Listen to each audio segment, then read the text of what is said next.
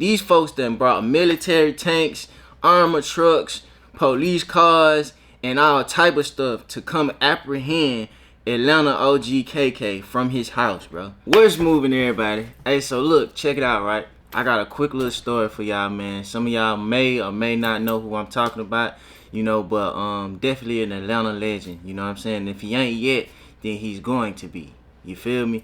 But just like every video, you know what I'm saying, before we kick into it, man, I just want to thank everybody who been tuned in, locked in, liking, sharing, subscribing. I've been getting a lot of good comments in my comment section, you know, and I appreciate everybody who just been tuning in. You know what I'm saying? Like, and as you know, if you watch my content, you already know everything I'm saying is genuine, you know, it's facts. I either seen it, been there, was involved, or whatever, you know what I mean? But if you haven't subscribed to the channel, like, share, subscribe, comment, you know, let me know what you think. You feel me? I take all comments, you know, good, bad, whatever. You know what I'm saying? Hey, so look, let's hop straight into the video now. Atlanta OG KK. Some of y'all may know the name, some of y'all may not know the name. You know, for those of y'all who don't know who Atlanta OG KK is, he was known to be a GD down here in Atlanta. So I don't know if a lot of y'all seen the video way back in the day, but he was the one that pressed Rick Ross about putting a 6-point star or something on his album cover. You know what I'm saying? I don't really know too deep about that situation, you know, but it was a big thing. It went viral on the internet and all that, and I just so happened to meet him maybe a year after. A year, maybe 2 years after, you know what I'm saying? And to me, we kind of met under strenuous terms. You know, it was something that was going on, and I don't want to really get too much into the business. It was something that was going on, and we kind of met under tense pretenses. You know what I'm saying? Like, we ain't really meshed that first day we met, but you know, both of us being gangsters, you know, we kind of, you know, we ain't really hold on to that. You feel me? So how I really got into it with KK, as far as, you know, in the mix with him, I realized, you know, he was doing music. He had like an album that he was working on that he was about to drop. And, you know, because we seen each other around the hood all the time and all that, I hit him one day and I told him, hey, look, I got a song for you. I might got a couple songs for you. You know what I'm saying? I think his album was called Ghetto Gospel or something like that. You know, it was some hood revelation type album. You know what I'm saying? Dope album though. So I'm like, yeah, I got something for you. It's called No Pain. I got a clip if you want it. I got a bag if you want it. Bitch, if it's on me, I own it. I'm not worried about my opponent. I got too many issues. Nigga dance, so we got some more pistols. I'm done with the talking. I'm done with the dissing. I can't done with the feeling. You know, and I sent it to him, and immediately after I sent it to him, he hit me back like, let's do it. You know what I'm saying? And I was like, all right, bet. You know what I mean? So now we locked in like that. We start going out with each other. We probably performed in about 5 clubs, you know, everywhere around the city for real. You know, he was bringing me out everywhere, the strip club, you know, the regular clubs, everywhere that he was at, I started to frequent. You know, like we were rocking like that. Now, mind you, this whole time he being watched by the feds. I didn't even know. You know what I'm saying? I didn't know exactly the extent of what the GDs had going on at the time or whatever like that, you know, but he was being watched. You know what I'm saying? So we continue to do our music. You know, we performing here, we performing there, you know, and then he started a movement called BCF. Now, this was before Money Man and the Black Circle family and all that. You know, he started something called BCF, which meant Better Communities and Families. Now, also it stood for Bloods, Crips, and Folks. You know, when he started BCF, he basically went around the country and he connected Bloods, Crips, and Folks in like 23 states or something like that. You know what I'm saying? So it was dope. It was a dope situation. But mind you, remember I told y'all the feds was watching though. You know, this whole time, man. You know, they don't like when folks come together. You know what I'm saying? Especially if it seems like there's a leader. You know, that's a whole RICO charge waiting to happen. You get what I'm saying? Whether it's on good, whether they doing good or whether they doing bad. You know, it don't take but one situation or one person to do something bad, and they claiming BCF or they claiming whatever organization that you related to. Mind y'all, if y'all watch my content, then y'all know about the RICO we caught. You know what I'm saying? We caught a RICO because, you know, a lot of people that we allowed to come around us or we allowed to be in our family type structure, they was doing a lot of stuff that, you know, we weren't necessarily privy to or we weren't necessarily doing ourselves, you know. So when everything fell down, you know, we all went with it, basically. But I remember one of the last times I seen KK, man. He remember I told you he started the BCF movement.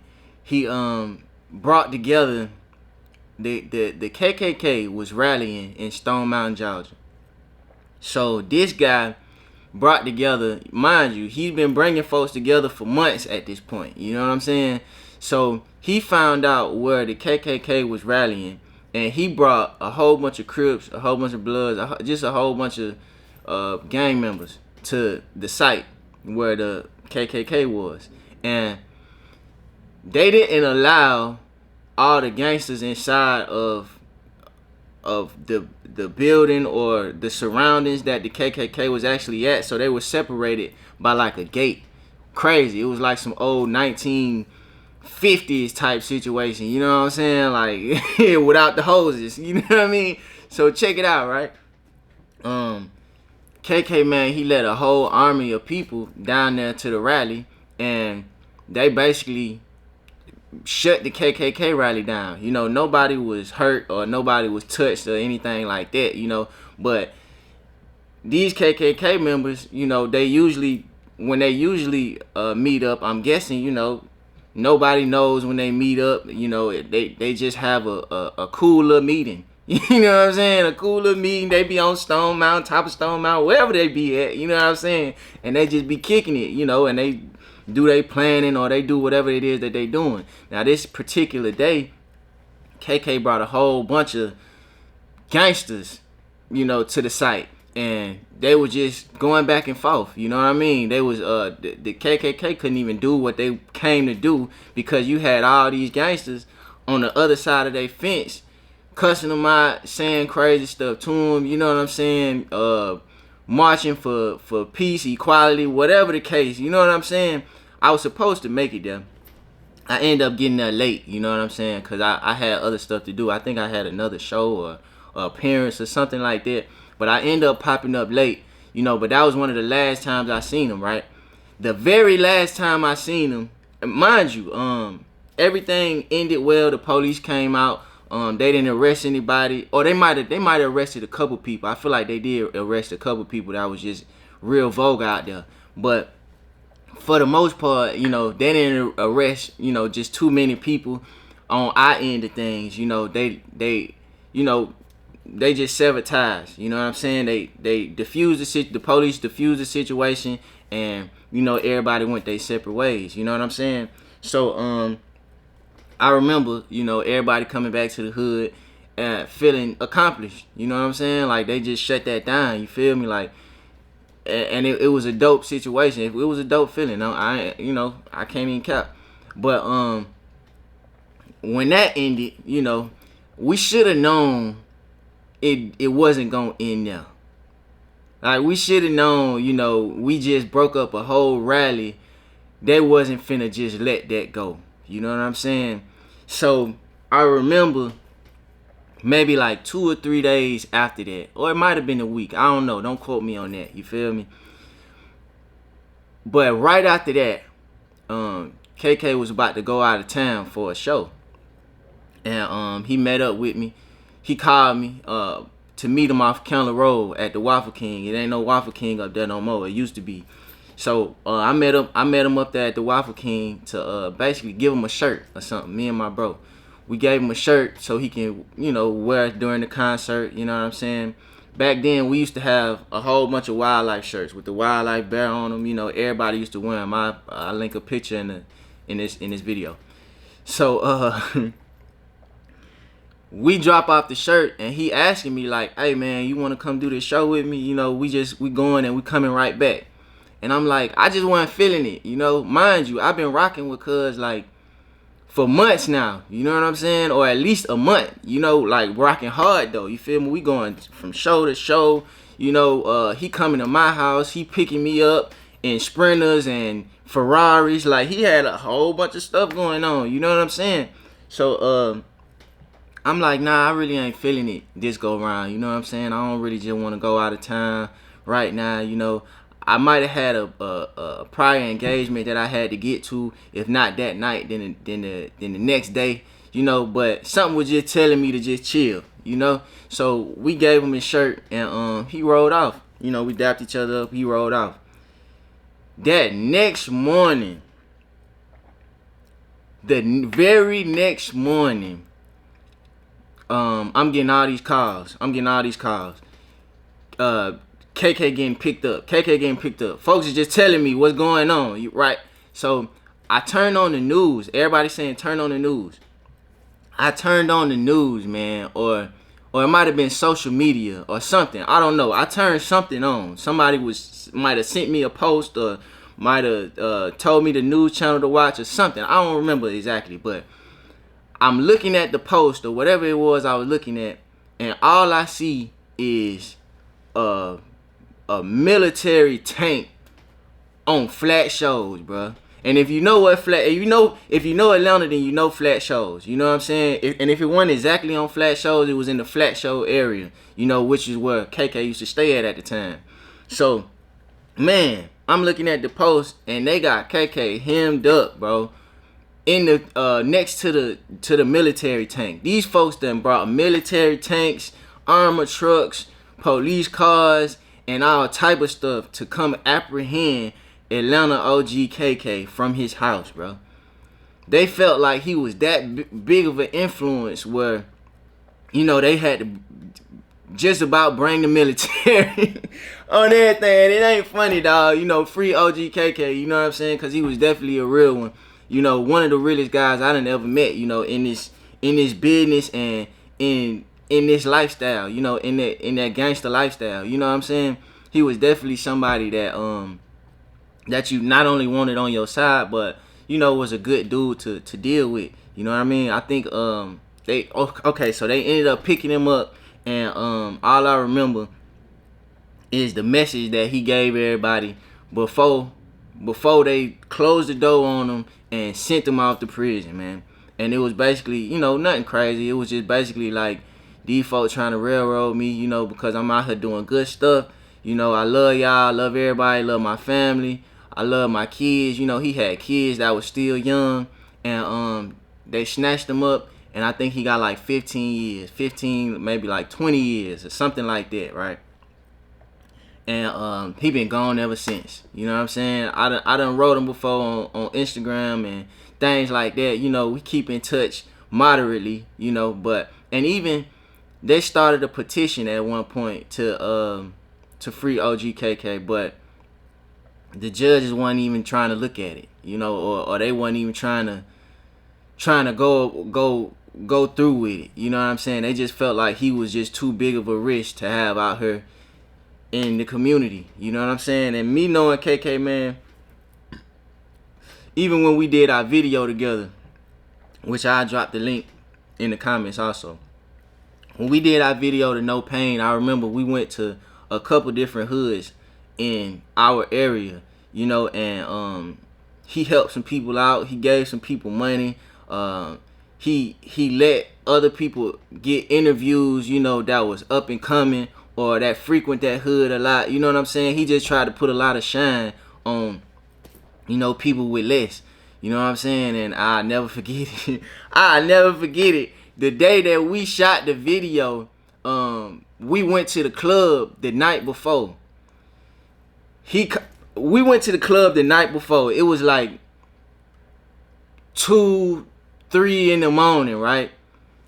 We go to the club, and mind you, remember, if y'all watch my content, y'all already know I be 100 deep everywhere. You know what I'm saying? This time we might have been like 50. You know what I'm saying? There wasn't just too many of us out there. But we get into it with security at the club that night. The night before I shoot the video with KK. We get into it with security. I'm talking about we going at it. You feel me? My face was all scratched up. It was cold outside, right? And I end up getting my face scratched up because two of the security guards grabbed me. So I'm trying to push off the security guard and his jacket. He had on one of them jackets like they wasn't soft. You know, he had on like a police jacket or something. You feel me? I'm trying to push off him, and his jacket was just scratching me in my face as I'm trying to push off of these guys. You feel me? But we was in there brawling. It led from the outside to the inside. I mean, from the inside to the outside of the club. You know, luckily we got up out of there before the real police came. I thought we was fighting the real police for a second. That's why I was trying to get up out of there. You know what I'm saying? But we ended up, you know, really going at it with security because they tried to jump my brother. You know, we was basically on tour. And security started getting real squeamish of wildlife in general because they felt like we kept trying to fight security. Everywhere we went to, we was fighting security. We was fighting security. So this last show that I'm talking about, they was already on the BS with us. Before we even got in the door, my brother popped one of the security guards at the door. You know what I'm saying? I'm not even sure if we got in. If we did get in, we was only in there for a second before they started plotting again, right? So we had to fight our way up out of there. You know what I mean? Because I was doing interviews telling folks like, yeah, bro, we beat up the security everywhere we go. You know what I'm saying? I was just popping it. You feel me? So that last show, you know, they was ready for us. And we was the first people to shut down one of these clubs too, man. I'm gonna have to give y'all the name. Yo Gotti was talking about it on the radio station the next day. But look, let me get back to the story. So we fought the security guard the night before KK hit me for the video. So my face all scratched up, and literally that morning, we get back to the house about 3, 4 in the morning. KK called me at like 7 in the morning. Talking about, hey, meet me in the hood. I'm like, damn, man, I just got the fine, you know what I'm saying? I'm scratched up, you know, but I can't miss this chance, you know what I'm saying? Like, I'm not finna make him postpone no video because of my personal situation, you know? So, I'm like, all right, bet. I hopped up, got dressed. Matter of fact, I didn't even get dressed. I wore the same thing I wore to the club last night. That's how gone I was. You know what I'm saying? When we got back to the house, I went straight to sleep. He called. It seemed like he called 5 minutes later. I woke up and headed to the hood, headed to Flat Shows to do the video. You know what I'm saying? And it was dope, man. Luckily, the cameraman, shout out to Voltron Productions, but luckily the cameraman that he had at the time just didn't have the most HD camera, so you can't see all the scratches on my face. Hey, but we stood up and we did that. You know what I'm saying? And like I said, man, a couple weeks after that, or maybe a month after that, or whenever it was, they came and shot it up in armored trucks and a military tank. You feel me? I never seen nothing like that a day in my life. You know what I mean? They drove the military tank to the hood to come get Atlanta OG KK, dog. You know what I'm saying? But hey, man, it is what it is. You know what I'm saying? Free that man. You feel me? It's all love my way. But y'all like, share, subscribe. Y'all let me know what y'all think about the video. Do y'all know who Atlanta OG KK is? And if you don't, look him up. You know what I'm saying? Like I say, he a real Atlanta legend. If he ain't yet, then he's going to be. You know what I'm saying? He did a lot out here. You feel me? Whether good or bad, you know, he did a lot of memorable things out here. You know what I'm saying? But hey, man, until next time, 100.